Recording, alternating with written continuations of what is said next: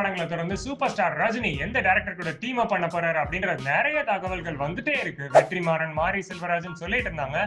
இப்ப குரங்கு பொம்மை, மகாராஜா படங்களை எடுத்து நெத்திலன் சுவாமிநாதன் என்னப்பா விஜய் சேதுபதியை வச்சுதான் அடுத்த படம் அப்படின்னு சொல்லிட்டு இருந்தாங்க. இப்ப என்னடா சூப்பர் ஸ்டார் நடிக்கிறாரு, அந்த படத்தை ரெட் ஜெயின் தயாரிக்கிறாங்க அப்படி இப்படின்னு அடிச்சு விட்டுக்கிட்டு இருக்காங்க.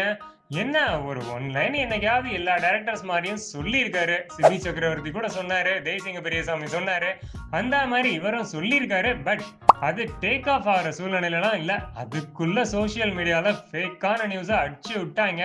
உண்மையிலே சூப்பர் ஸ்டார் எந்த படத்துல நடிக்க போறாரு அந்த ஜெயிலருக்கு அப்புறம் அப்படின்றது இந்த இயர் எண்ட்ல தான் தெரியும். காத்திருங்க.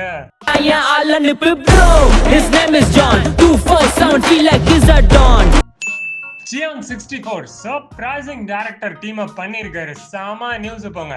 96 மையழகன் படத்தை தொடர்ந்து 96 பார்ட் 2 எடுக்க போறாரு. அந்த படத்தோட டைரக்டர் பிரேம்குமார்னு சொல்லிட்டு இருந்தாங்க. பார்த்தா ஜியான் விக்ரம் கூட சேர்ந்து ஒரு படம் பண்ண போறாரு. அந்த படத்தோட அனௌன்ஸ்மெண்ட்டும் இன்னைக்கு வந்துருச்சு.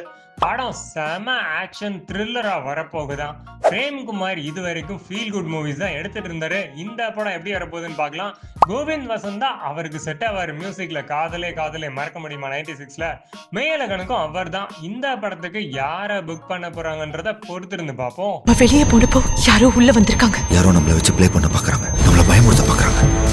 ஜீவாவோட அடுத்த படத்தோட அப்டேட். ஜீவா இப்ப கடைசியா படம் நடிச்சாருங்கலாம் கேட்க கூடாது. பிளாக்னு ஒரு நல்ல படத்துல நடிச்சிருந்தாரு. அந்த படத்தோட டைரக்டர் பாலசுப்ரமணி கூட திரும்பியும் சேர போறாரு ஜீவா 46ல. ஸோ அந்த படத்தோட ஸ்பெஷல் அப்டேட்ஸ்லாம் அடுத்தடுத்து வரப்போகுது. லைக், ஷேர், சப்ஸ்கிரைப் பண்ணிட்டு ரெடியா இருங்க. அடுத்த வீடியோல சந்திப்போம். பாய்.